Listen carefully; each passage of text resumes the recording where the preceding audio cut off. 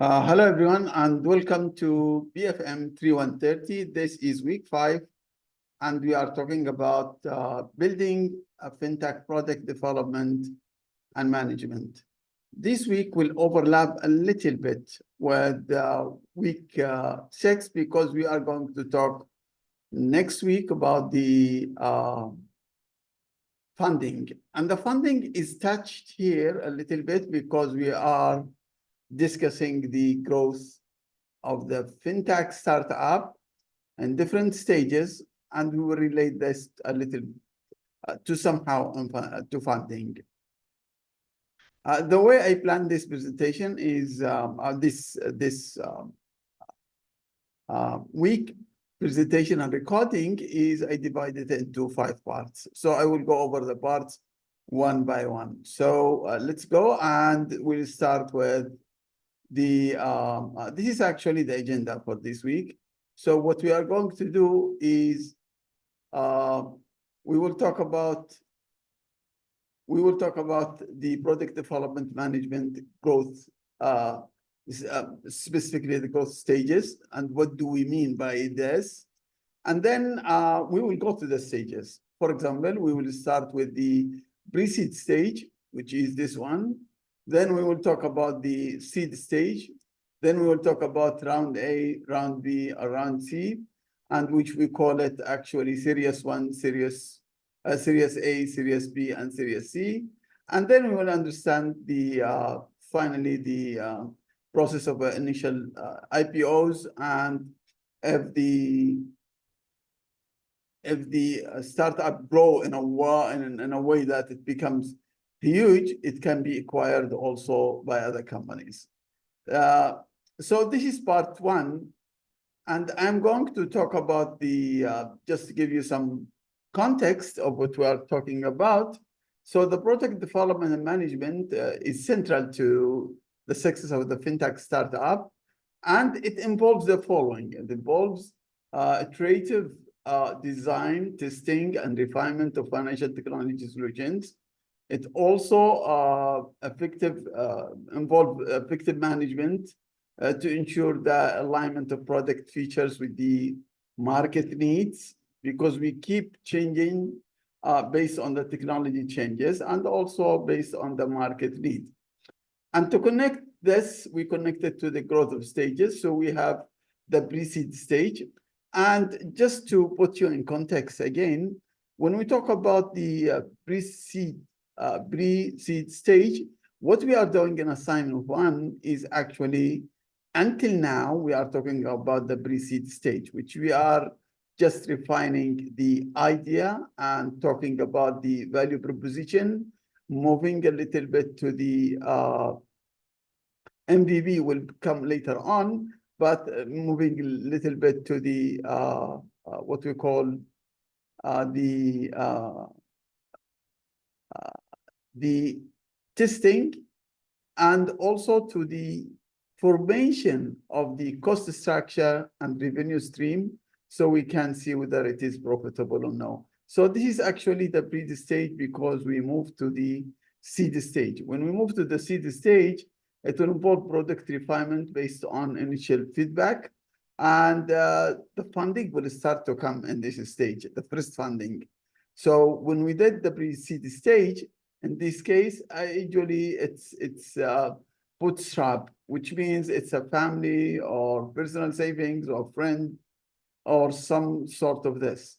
But in the seed stage, then you will start to talk to angel investors, which we will talk about them, and the others.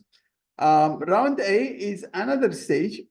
It has to come to the product scaling and broaden the market reach, which means you already the pre-seed stage worked well, the seed stage was good, now you are growing.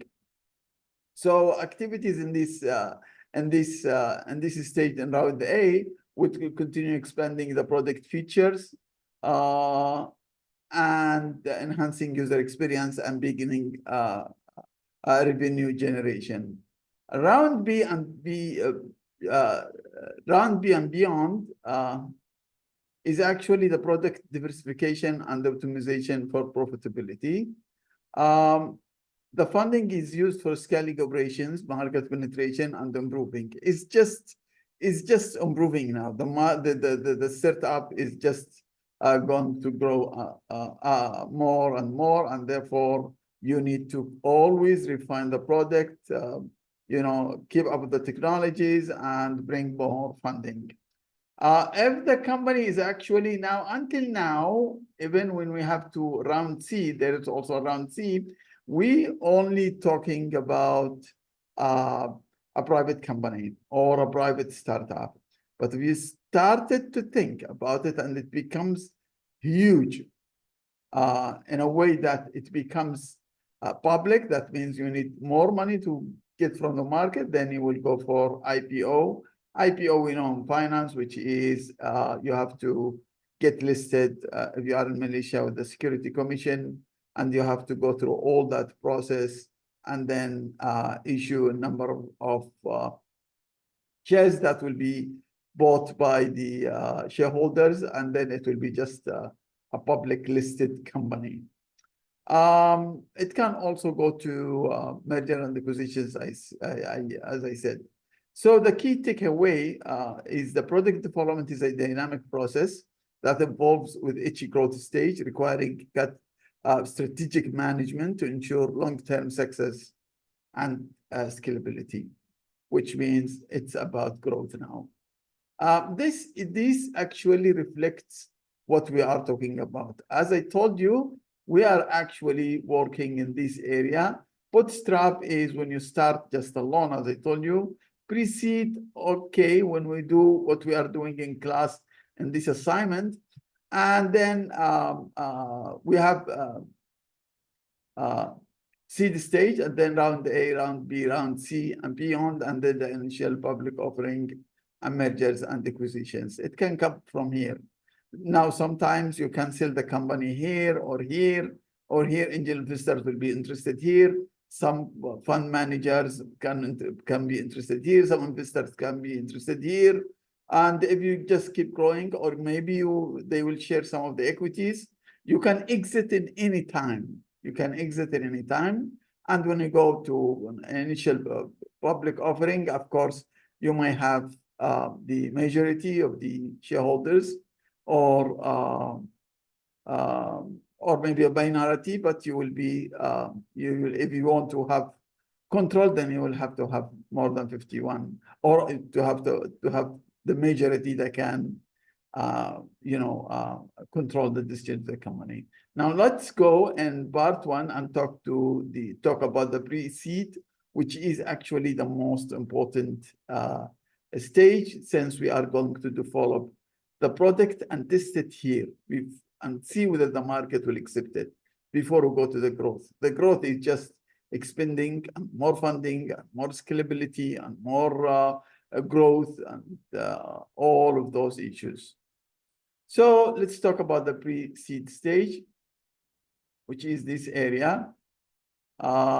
Please follow with me this arrow, because I will keep moving it when I talk about those stages.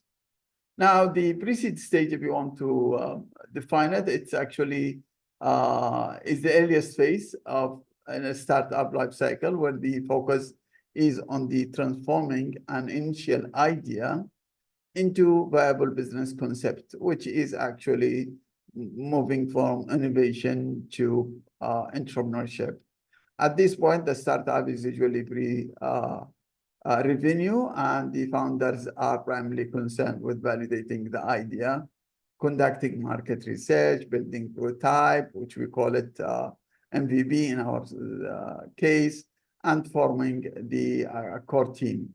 Now, we didn't talk about core team in our assignment because it's only individual assignment, but when we move to the group assignment, it will be, the team will be as actually moving from the pre-seed stage with all its components.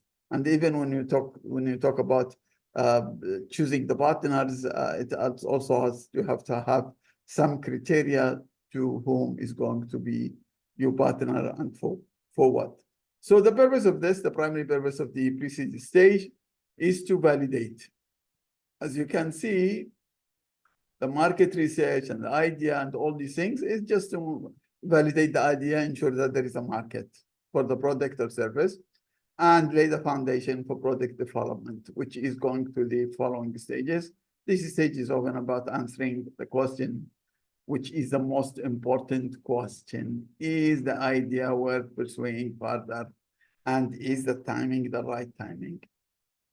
Okay, so we do some mini activities. And if you can see assignment 1, actually those are the activities, which I will not explain it in the following. We have to have value proposition, which means the visibility assessment. This is when we come with the idea. For example, if you choose to go into remittance, as I talked in the class, if you are, for example, want to start up in payment, just concentrating on expats and foreign workers in this country, and you have arranged with central banks and central banks in the neighboring countries, or within the arrangement of Bank Nigara to have those transfers, then you have to start with those people, and then you can expand, of course, your payment, your services to other things. It can start with derivatives, then with investments, then managing accounts, and then doing all those issues, which we talked actually about it in week 4. So if you look here, it's value proposition here. When you start with the idea, you have to do the market to validate it, and then you have to do the prototyping, which we call it MVP. Now, proof of concept, they use it for those technology companies. We use a user testing, which we use MVP. If you remember, we use the MVP here, which you call it the prototyping, or you can call it the MVP. Then the core team, which I told you we didn't create the core team here, but it should be the core team here. And then we have to talk about the revenue model and the cost structure. Now let me pause for a minute. If you look at this chart, which is actually the pre-stage, it reflects what we talked about it, except for the team formation. This is actually reflected in the MPC, which is the BMC, excuse me, the business model canvas. Business model canvas will take the idea, we'll find the value proposition, we'll talk about the channels, then we will talk about the resources, then we'll talk about the cost structure, then we talk about the revenue, and we'll tell you which is a profitable or no before you go to the next step, which is the testing. This is actually the whole thing of the MPC is BMC is actually reflected here. Now, to give you details about this and this and this and this and examples, I gave here how we form the idea. We talk about brainstorming, but we have so many models. We talked about brainstorming. We talk about what we call scampering. We talked about blue ocean and red oceans. We talked about REDS model. We talked about PMC. The idea, we talked also about brainstorming, which is actually coming to form the idea. Some of them, now the idea when you come with it, you will finally do the market research and do all these things and reach to the value proposition. So I give example of Dropbox. Dropbox, we know it. It's this one we used to. Everybody are using it when we keep our files away. This is actually not a fintech, but a tech company. But actually, they did that. The way they form the idea is they talk to the customers before even they do the market research, and those was just the initial one. Grab also did in this country did the same thing when they started formerly My Taxi, which is just very, very recently. Now we talk also about the market research, and we have talked about it. And the market research, we talked about the customer discovery, we talked about market sizing, we talked about competitive analysis, and we talked about it in details in week 4, actually. Post, for example, is a Malaysian company. I gave you the example. How did they do the market research? Airbnb also did the same thing, and I gave you here the examples, and you can look at the resources. This is self-explanatory. As I told you, I'm just explaining this graph step by step. Now, if you talk about the prototyping and proof of concept, actually we are using this. And I mentioned it here also. We are using this, we are not using this. This is, we use it actually technical visibility of the product idea. This is about the technical thing. Here we talk about the user experience. So actually we are concentrating in this. And you can talk about this. This is when Facebook, what he did when he started. That was long time ago. And you can look about the references here. Now, we talk about team formation. Now, team formation may be one of the things that we didn't talk about because it's not included in assignment 1. But the team formation is who is going to be with you. For example, I gave a Malaysian example. Grab originally founded in Malaysia by MyTaxi, was started by Anthony Tan and Tan Hui Leng. Anthony focused on the business and strategy side, while Tan Hui Leng, which her background in engineering, took the technical aspects of the product development. Their complementary skills were crucial in running Grab into Southeast Asia's leading super app. Now, this is what we are, of course, in the class, you are almost coming from the same background, but in live, you will have to have this diversification in the team. You have to, some people will take marketing, some people will take the technical thing, some people are good in networking. So you have to actually expand the team in that way, and that there must be too much harmony and enough harmony and chemistry between the team so they can coordinate the work. You have to have something called like advisory board. Consider forming advisory board of experienced professionals who can provide guidance and mentorship. These advisors can bring valuable industry knowledge and connections. In this country also, if you look at it, we have what we call accelerators and incubators. And I will show you all those incubators and accelerators who are keeping, helping the startup in this stage. Southeast Asia, Carsome, leading used car platform in Southeast Asia, established an advisory board consisting of seasoned professionals from the automotive and tech industries. Those advisors provided Carsome with strategic insights to the industry because coming from auto industry. You have to have equity allocation. Now, the equity allocation means when the team comes, you have to divide the partnership, how much everyone will have. Is it, if you are 2, are you going to have 50-50? If you are 3, are you going to have 30-30-30? No mind if one get 20 and the rest get 40-40. I mean, it depends on the discussion, but this has to be set up before you start and you have to talk about it. I brought up an international example like Twitter. The original Twitter team consists of Jack Dorsey, the idea originator, Bestone, and Evan Williams. Each brought different skills to the table: technical expertise, business acumen, and creative vision. And they divided the equity according to that. If you want to read, you can read about this also here.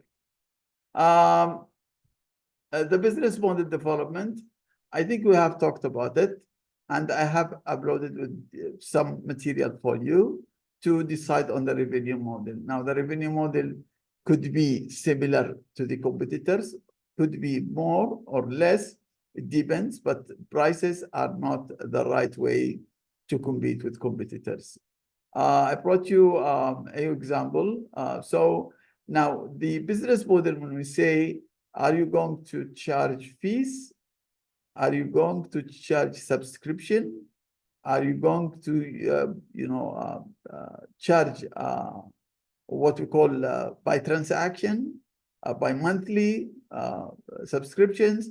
You have to decide. For example, this music Sweden company, they bring musics, and their business model is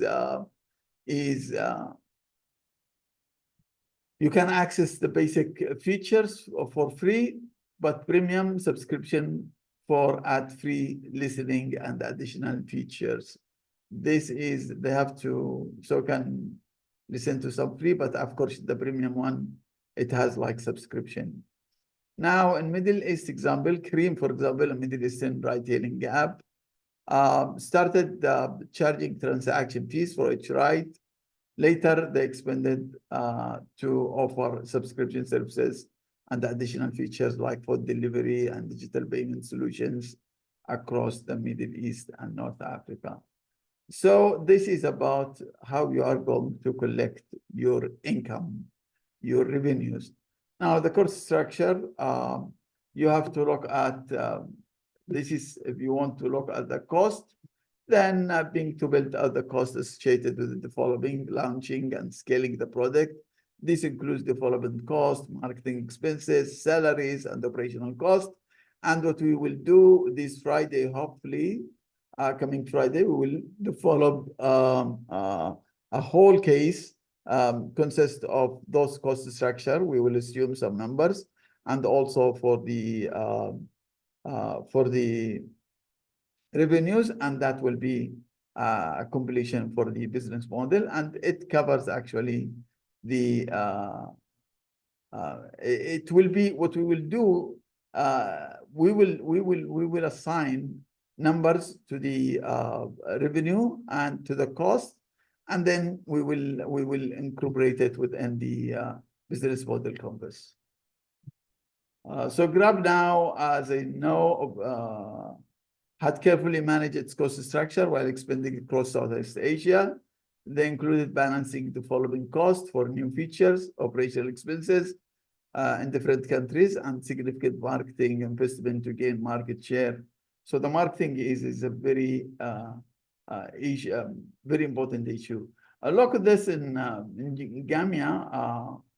Gambia is an e-commerce platform in Africa, and the Middle East had to factor substantial logistics and delivery costs. This is their cost. So if every startup will have its own cost, and we will talk, as I told you, about fintech startup and what are the costs.